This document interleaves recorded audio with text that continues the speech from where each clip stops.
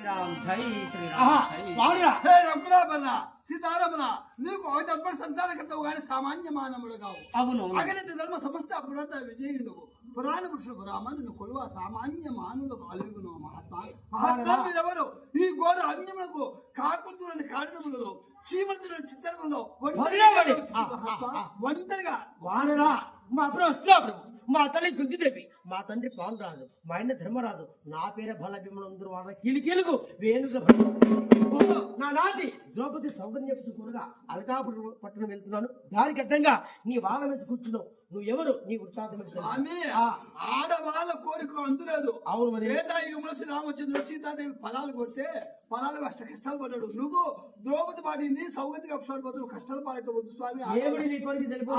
ఏమిటి నా పండు కావాలి? పండు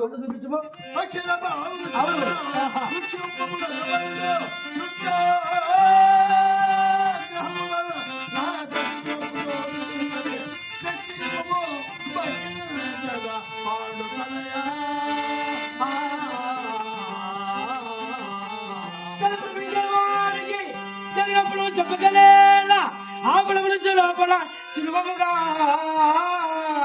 తీర్చద చూడుము వానరా